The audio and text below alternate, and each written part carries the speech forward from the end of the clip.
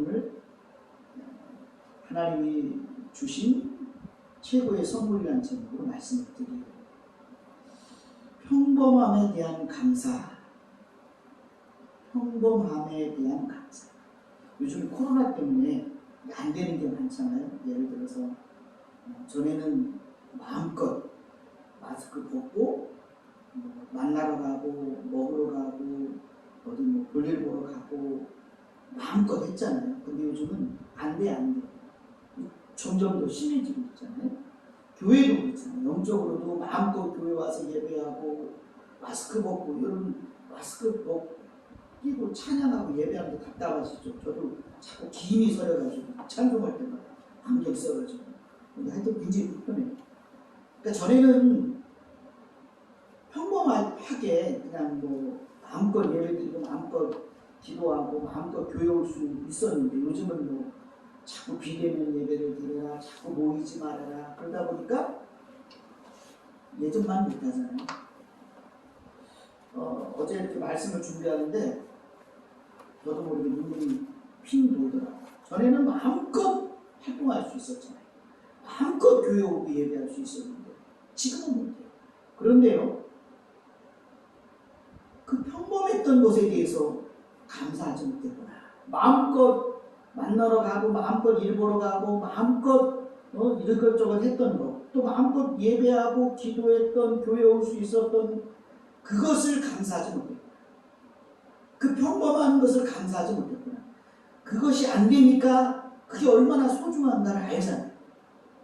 예를 들어서 건강할 때는 이 몸이 건강한 걸 몰랐는데 건강을 잃고 나니까 건강이 얼마나 소중한가 그게 아는 것처럼 평범한 것이 감사의 제목인데 우리는 감사하지 못했어요. 마스크 벗고 다니고 마음껏 할 수 있었던 때가 얼마나 감사할 조건이었는지. 우리는 회개해요. 범사에 감사하랬는데 정말 범사에 감사하지 못했던 것, 정말 우리는 회개하고 지금이라도 범사에 감사할 수 있는 우리의 모습이 되었으면 좋겠습니다. 엔테베 작전이라는 영화가 있어요. 이것은 이제 실제로 있었던 이야기를 영화화한 것인데요. 1976년 6월 27일 날 이스라엘에서 출발하는 이스라엘 국적기가 있었는데 승객을 239명을 태웠는데 그 가운데 102명이 이스라엘 사람이었어요. 근데 테러리스트들에게 이제 납치가 됩니다. 이스라엘 정부가 긴급하게 회의를 해서 결정을 하는데 구출 작전을 이제 하자. 그 구출 작전의 지휘자가 누구였냐면 바로 요나단 네타냐후 중령입니다. 지금 이스라엘 총리의 형이에요. 근데 이 요나단 네타냐후 이 중령이 이 작전을 수행하다가 정말 기적적으로 완벽하게 구출 작전을 했는데 안타깝게도 이 중령은 죽게 됩니다. 작전 중에 죽게 돼요. 좀 안타까운 일이죠. 나중에 기자가 이 요나단 네타냐후 중령의 동생, 현 이스라엘 총리에게, 그 당시 총리가 아니었죠, 물어봤어요. 형님이 무슨 생각을 하고 작전에 임했을까요? 형님은 혹시 두려운 마음이나 걱정, 그런 마음 갖지는 않았을까요? 이렇게 물어봤어요. 동생에게, 현 총리이죠. 그랬더니 그 총리가 그때 이 동생이 이런 말을 했어요. 형님은 우리 동족이 구원을 기다리고 있다는 생각, 그리고 그들을 구원해야 한다는 생각뿐 다른 생각은 들지 않았을 것입니다. 그러니까 그들은 구원을 갈망하고 있고 형은 그들을 구원해야 된다는 그 생각만 했을 것이다. 두려워하거나 염려, 걱정하지 않고 그저 그들을 구원해야 된다, 그 생각만 했을 것이다. 그렇게 이야기하는 거죠. 이 여화를 이렇게 읽으면서 떠오르는 분이 계시더라고요. 누가복음 19장 10절 같이 읽어볼까요? 인자가 온 것은 잃어버린 자를 찾아 구원하려 함이니라. 마태복음 20장 28절에서는 인자가 온 것은 섬김을 받으려 함이 아니라 도리어 섬기려 하고 자기 목숨을 많은 사람의 대속물로 주려 하느니라. 인자는 예수님을 말하잖아요. 그러니까 예수님은 우리들이 사람들이 구원을 기다리고 있구나. 그리고 나는 저들을 구원해야 되겠다.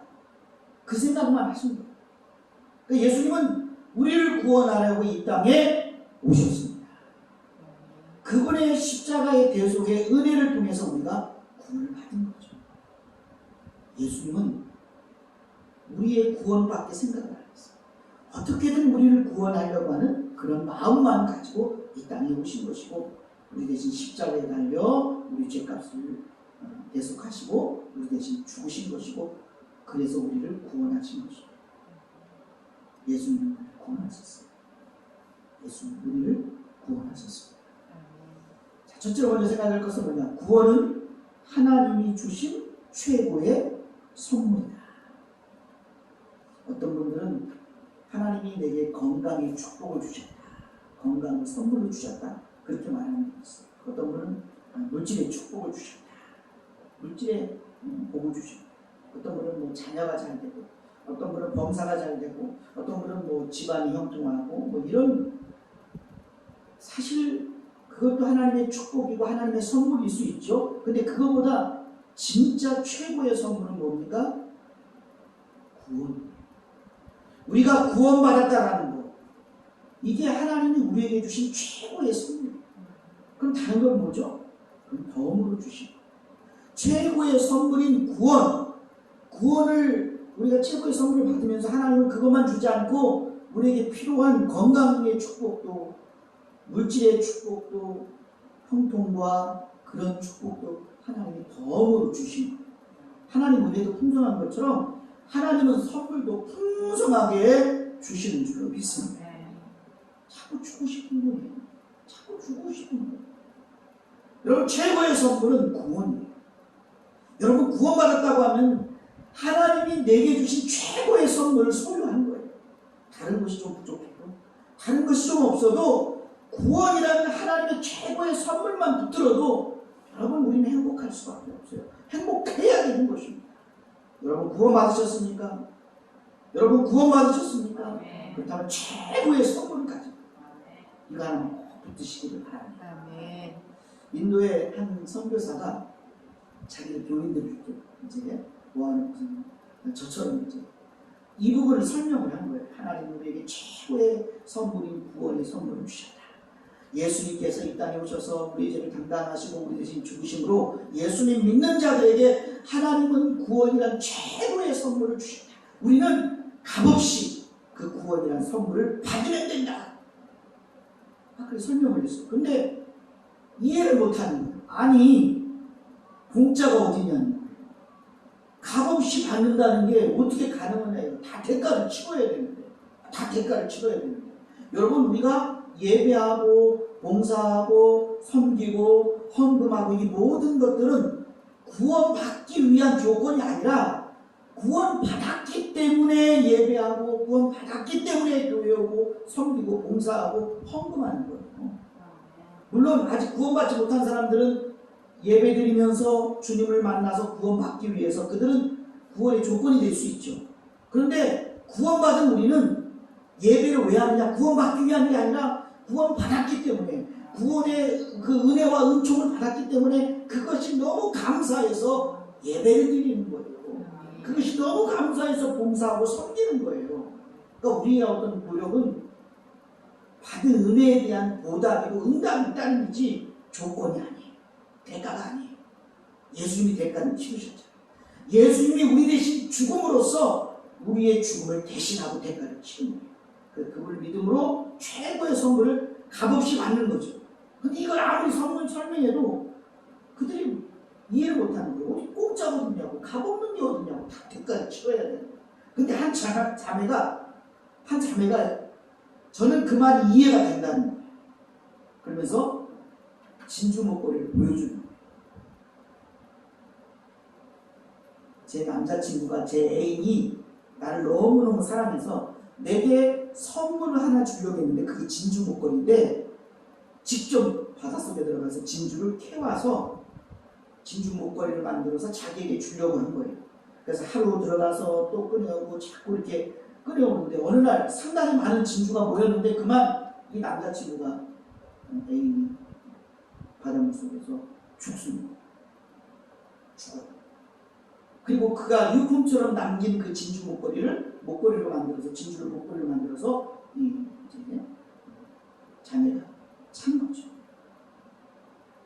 나는 이 좋은 진주 목걸이를 그냥 값없이 선물로 받았는데 이 좋은 진주 목걸이가 내게 내가 받기까지 이 내 애인의 희생이 있었다. 죽음이 있었다.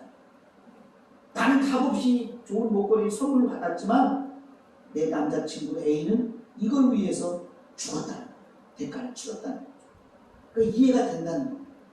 최고의 선물을 하나님 우리에게 주시기 위해서 예수님을 보내주시고 예수님은 최고의 선물인 구원을 우리에게 주시기 위해서 십자가에서 죽으셨다는 거죠. 그게 이해가 됩니다. 여러분 우리는 최고의 선물을 받았어요. 이 최고의 선물은 값없이 우리는 받았지만 예수님은 자신의 목숨을 희생하는 그 대가를 치른 줄로 믿습니다. 그래서 여러분 우리 구원받은 거 이거 정말 감격 가운데 감격이고 감사 가운데 감사인 줄로 믿습니다. 다음으로 생각할 것은 뭐냐? 구원은 완전히 새로운 존재가 되는 것이다. 하나님 말씀은 에베소서 2장 1절입니다. 그는 허물과 죄로 죽었던 너희를 살리셨다. 고린도후서 5장 17절 말씀 그런즉 누구든지 그리스도 안에 있으면 새로운 피조물이라 이전 것은 지나갔으니 보라 새 것이 되었다. 여러분 허물과 죄로 죽었던 너희를 살렸다. 이 죽을 뻔했던 죽으려고 이렇게 막 죽음을 향해 가던 자가 살아난 게 아니라 죽었던 자가 살아난 이게 구원입니다. 구원이 뭡니까? 허물과 죄로 죽었던 자가 살아나는 거예요. 허물은 해서는 안 되는데 행한 것이 허물이에요. 죄는 뭐죠? 해야 되는데 안 한 것이 죄입니다. 그러니까 여러분 얼마나 많습니까? 해서는 안 되는데 한 것이 또 해야 되는데 안 하는 것이 얼마나 많아요. 그래서 이미 우리는 허물과 죄로 죽었었어요. 영적으로 죽었던 존재입니다. 그런데 살아났어요. 구원을 받았다는 얘기는 살아났다는 거예요. 죽었던 자가 살아나는 것이 구원입니다. 그래서 새로운 존재가 되고 새로운 피조물이 되고 새 것이 되는 거예요. 그러니까 저런 사람이 영적으로 허물과 죄로 죽었었는데 살아나니까 새로운 존재, 새로운 피조물, 새 것이 된 것이 구원인 것이에요. 근데 죽을 뻔했는데 죽으려고 하는데 살아났다. 이거는 구원이 아니라는 거예요. 그래서 정말로 구원받은 사람은 허물과 죄로 죽었던 자가 살아나는 구원을 받은 사람은 새로운 존재, 새로운 피조물, 새 것이 되어서 예수님 믿기 전과 믿은 후의 삶을 보여줘야 돼요. 달라져야 돼요. 예전에는 예수님 믿기 전에는 난 이렇게 살았어. 그런데 다시 예수님 믿고 구원받고 살아났기 때문에 나는 지금 이렇게 살고 있다는 것을 보여줘야 돼요. 그런데 우리 교회는 없지만 이 영상을 보는 사람은 그런 사람은 없겠지만 어떤 사람들은 교회를 오랫동안 다녔어도 예수님 믿기 전과 구원받아서 살아났다고 하는 현재의 삶과 별 다른 바가 없어요. 그냥 그저 그래요. 그것은 여러분 구원받은 게 아닙니다. 살아난 게 아니에요. 새로운 피조물 되고 새 것이 된 게 아니에요. 그래서 우리 교회나 이 영상 보는 분 없겠지만 주변에 보면 오래 다녔느니 어떤 직분을 받았느니 하면서도 가만히 보면 죽었다가 살아난 구원이 아니라 죽을 뻔했는데 살아난 것 같은, 그래서 역시 여전히 죽어있는 존재들이 있어요. 여전히 죽어있는 존재들. 그 사람들 구원받은 게 아닙니다.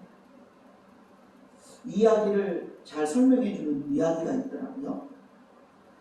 워싱턴 레드 스킨스라는 럭비팀이 있어요. 미국 풋볼 럭비 축구팀. 그 팀의 감독인 조 깁스라는 코치가 있어요. 지금도 코치가 하고 있는지 잘 모르겠어요. 근데 이 코치의 친구의 이야기가, 이 조 깁스라는 코치가 이제 친구의 이야기를 간증으로 내놓은 거예요. 근데 참 깨달음이 있어요. 뭐냐? 그 친구가 집에 개를 키우는데 어느 날 이렇게 일어나 보니까 이 개가 하얀 어떤 뭐를 막 물고 막 신랑이를 하는 거예요.